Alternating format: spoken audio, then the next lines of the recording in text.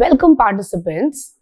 We are doing the course on Ethics, Theories and Applications offered by IGNOU. I am Dr. Tarang Kapoor, Assistant Professor, Department of Philosophy, Daulat Ram College, University of Delhi. This lecture is in Discourse Ethics, Part 2. Language and communication and their relationship with action will be explored now. And this is in continuity with Habermas's Discourse Ethics. In its broadest sense, action requires the coordinated inputs of participants. As participants mature, they become engaged in increasingly complex conflicts related to action, both requiring and prompting an expansion in their socio-cognitive inventory.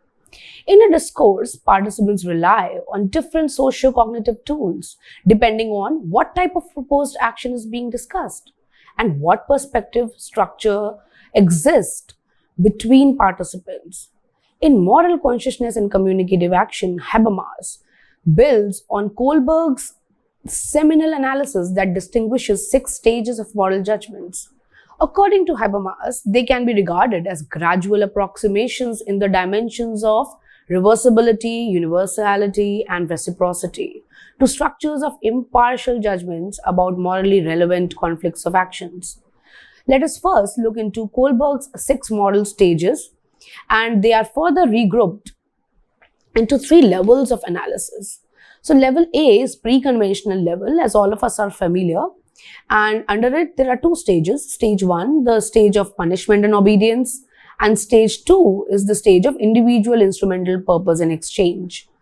So the content on which level A relies is here the moral right or wrong is it is analyzed as right being literal obedience to rules and authority, avoiding punishment and not doing physical harm.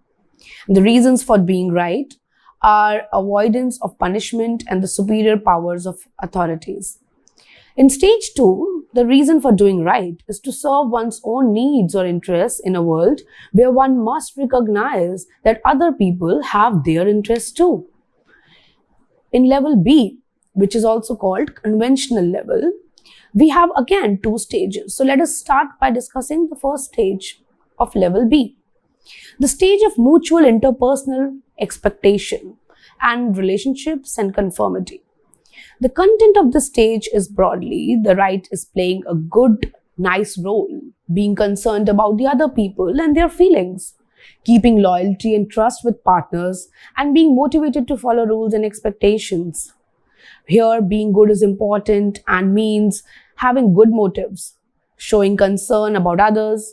It also means keeping mutual relationships, maintaining trust, loyalty, respect, and gratitude.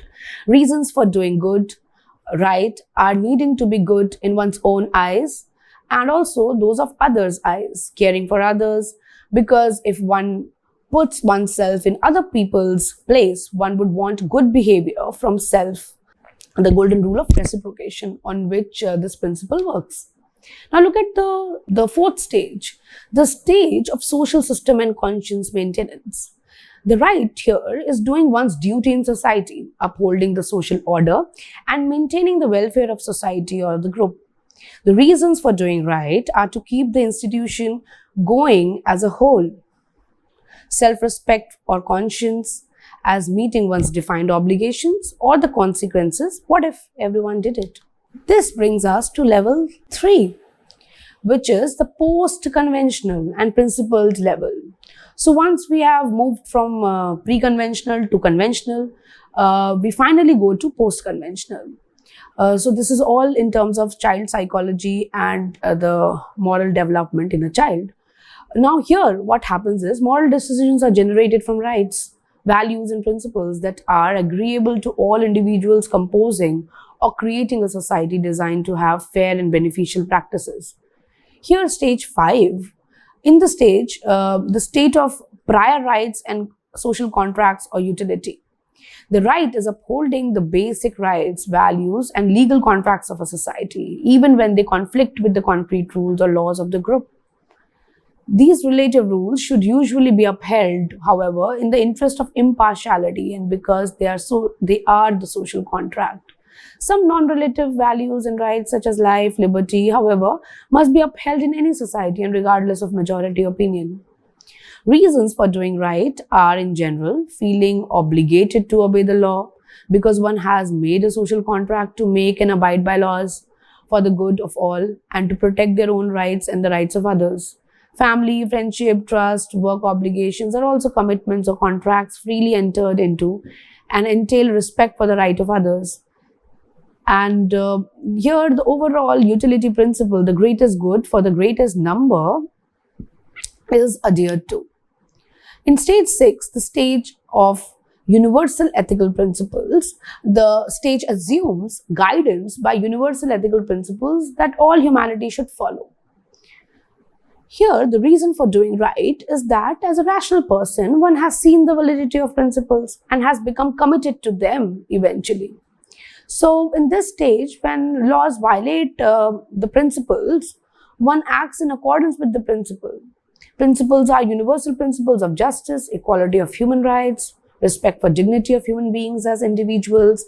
These are not merely values that are recognized, but are also principles used to generate particular decisions. Here, now we move to Kohlbergs Analysis, which is used by Habermas in his book. Kohlberg has conceived the transition from one stage to the next as learning, and discourse ethics is compatible with the constructivist notion of learning, in that it conceives discursive will formation, argumentation, as a reflective form of communicative action and postulates a change of attitude for the transition from action to discourse. In Moral Consciousness and Communicative Action, Habermas has argued that moral development means that a child or adolescent rebuilds and differentiates the cognitive structures he already has so as to be better able to solve the same sort of problems he has faced before, namely, how to solve relevant moral dilemmas in a consensual manner. The young person himself sees his moral development as a learning process, in that, at a higher stage, he must be able to explain whether and in what way the moral judgments he has considered right at the previous stage were wrong. Kohlberg interprets this learning process as a constructivist achievement on the part of the learner. The cognitive structures underlying the capacity of moral judgment are to be explained neither primarily in terms of environmental influences nor in terms of inborn programs. They are instead viewed as outcomes of a creative reorganization of an existing cognitive inventory. And we have to see that this inventory is inadequate to the task of handling certain persistent problems. So we have to remodulate and debate and learn in the process of formation of moral laws. This analysis of each stage implies an appeal to higher ground that requires a more advanced stage of moral reasoning. These stages form a hierarchy within which a higher stage dialectically sublates the cognitive structures of the lower one. That is, the lower stage is replaced and at the same time preserved in a reorganized, more and more differentiated form. Habermas further goes on to ground this logic in the evolution of speaker-hearer perspective within the development of child-adolescent. As children, we define our interests in relation to the authority of others. But as we grow, we begin to recognize other participants as possessing their own set of interests. As conflicts merge and emerge, we look to satisfy our own interests while strategically dealing with those of others. Eventually, we begin to recognize our interactions with others as embedded in a larger social world in which certain social rules are accepted or rejected. So each stage of development provides the cognitive tools with which participants can reach the next. What is just at each point in this evolution, according to Habermas, springs directly from the reorganization of available socio-cognitive inventory, a reorganization that occurs with the necessity of developmental logic. As we move from normatively regulated action to discourse about norms, we effect the moralization of our social worlds. This requires our form of social interaction to become increasingly abstract, leading to the development of the naturalistic core, so to speak, of moral consciousness. Now, there are salient features of Habermas's view on moral consciousness and discourse ethics, and these can be elaborated as: the discourse ethics has its goal contingent solutions to moral conflict that are made valid by a universalistic procedure. This procedure is derived from the presupposition inherent in language aimed at communicative action, language that takes place always and everywhere through the fact of social relations. The appeal to impartial judgment that begins with the appeal to social norms implies in reciprocity speaker-hearer perspectives that ultimately lead to principle of universalization as a basis for impartial judgment when dealing with contested norms.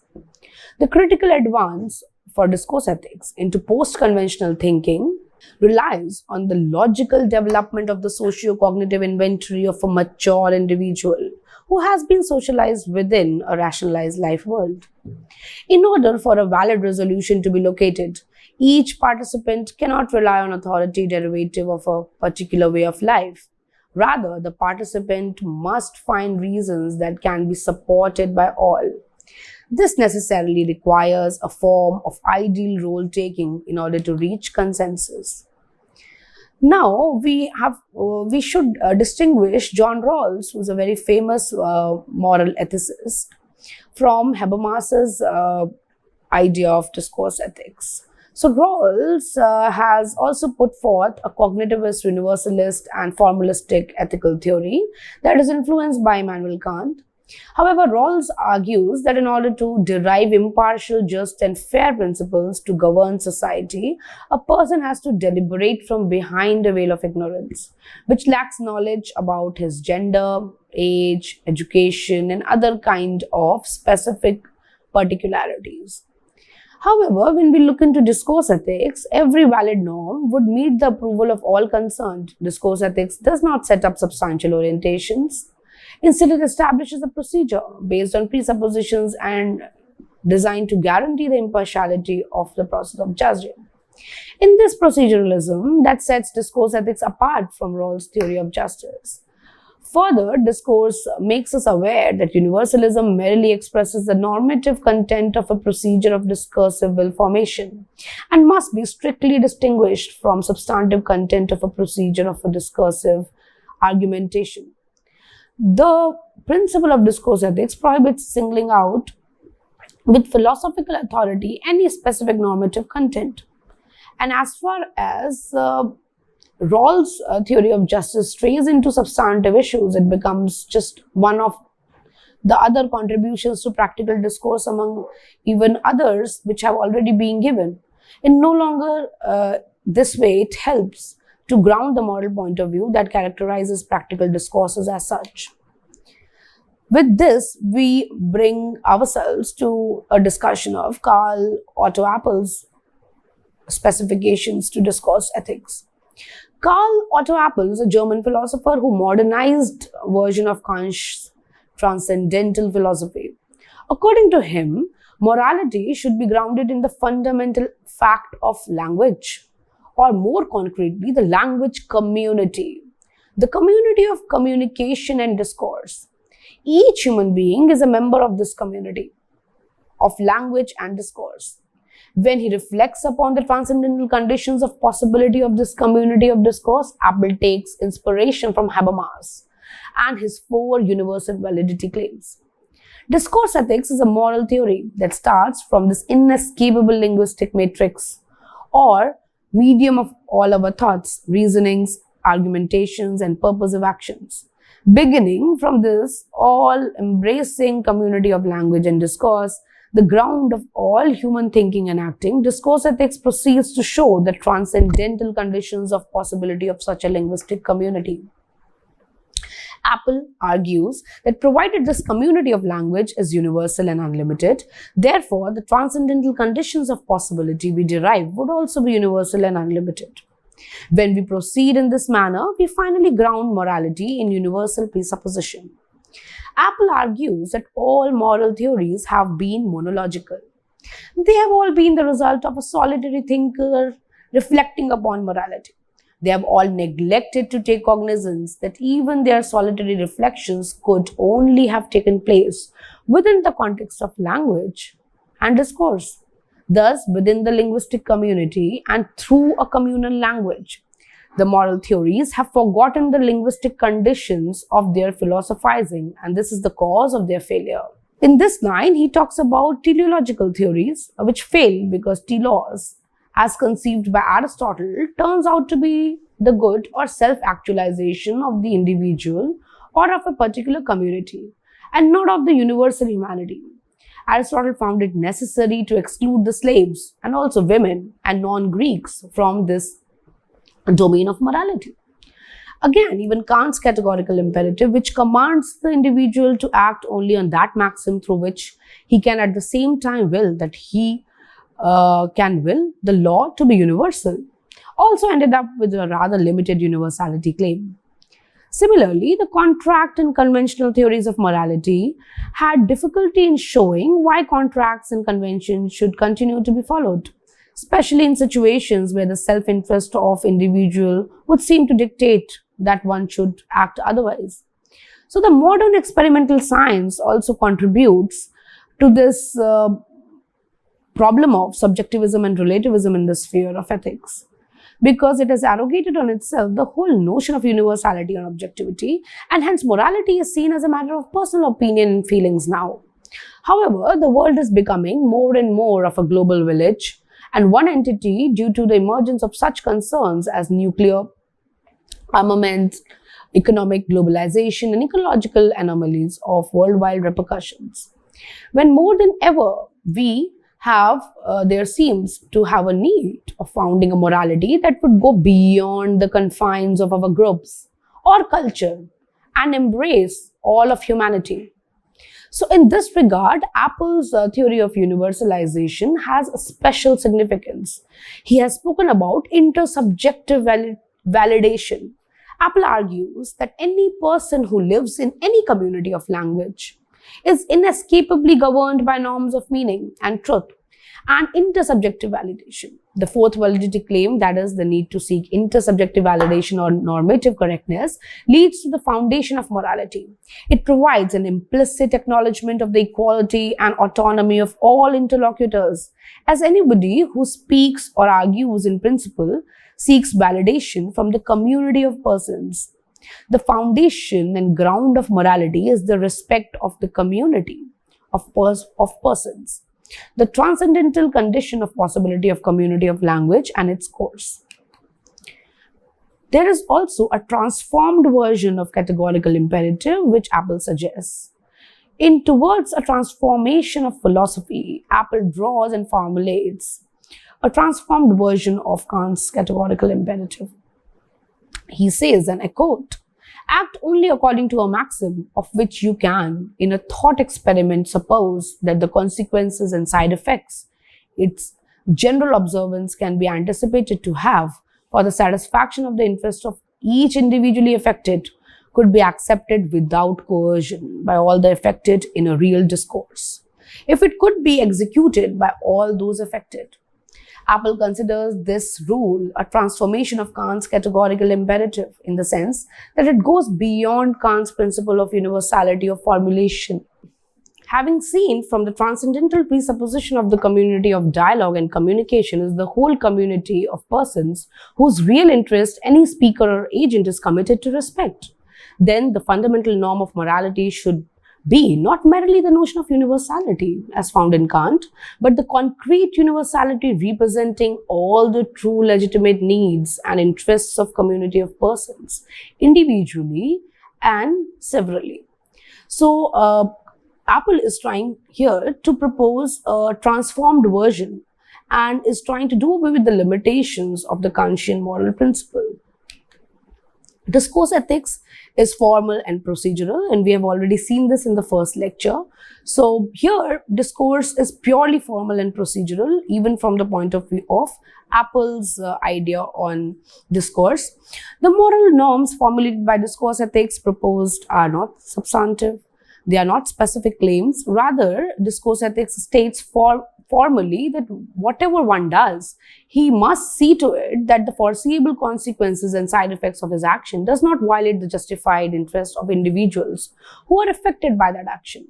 Thus, discourse ethics would refrain from specifying any concrete action or substantive goal. It does not assign to the philosopher or moral agent the task of determining by himself what he thinks would comply with the norm.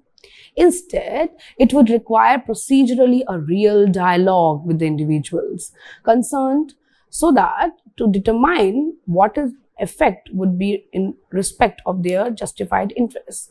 It is also an ethics of responsibility. It goes beyond the ethics of intention and rather move to the domains of praxis. The present actual world is one where there is a certain level of discourse and ethical life which prevails, and it is sustained by all sorts of human achievements such as customs, system of laws, constitutional guarantee and international treaties and others. Thus, we have to recognize and maintain this tension between the real ongoing discourse and ideal community of discourse. So there are two steps into this process. First, we shall abide by the level of discourse governing human relations existing at the moment, as provided, for example, by the legal system, the institutionalized negotiating or bargaining processes, and the recognized practices governing international relations. Second, there must be a constant effort to move closer and closer towards a level of the ideal community of discourse and consensus. There are principles of universalization and discourse. Discourse ethics is influenced by Immanuel Kant's principle of universalization as far as here moral decisions are valid only if those who are affected by them consent to them. However, the principle of universalization is not sufficient to establish it. Kantian model presupposes that the isolated individual discusses morality while reasoning monologically. And we have already seen the issues with the Kantian model. That is, the limitation of this suggestion is that this universal consensus has not taken into account human ability to communicate. According to discourse ethics, the norms of morality is not merely private monological. Instead, it is in the real interest of individuals of the community. The principle of discourse ethics checks this imbalance and bestows normative validity to those arguments that have been arrived at by deliberation, debate, negotiation, and consent of all parties based on open and rational debate.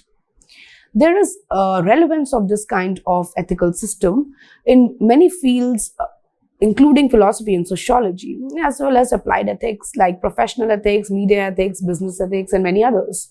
Discourse ethics has special relevance in the present scientific and technological world, which is characterized primarily by expanding means of communication, and we are now in the digital medium of communication. Also, it provides best framework for understanding professional ethics, scientists, chefs, medical professionals, engineers, designers, architects, and others operating within their own community. So to conclude, I will say that the first and foremost thing which we have to pay attention to is that discourse is not about establishing what is true or false. Procedure is very important. Every individual is autonomous and has freedom to express. Nobody is put under any constraints, has ability to expression, communicate, and participation in a discourse. And there is a possibility that since everybody is participating and deliberating, it can become partisan. To safeguard against this kind of relativism and subjectivism, it is important to introduce a concept of universal pragmatics, which we discussed in the first lecture. And critiques of discourse ethics have often argued that discourse ethics focuses too much on ideal conditions and does not take into account concrete conditions. However, the proponents of discourse ethics do not want to compromise on any ideal position because they are instead using more deliberate argumentation procedures to provide a tool for functioning of democratic setups.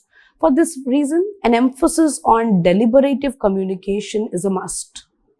With this, I end our discussion for the day. Thank you so much.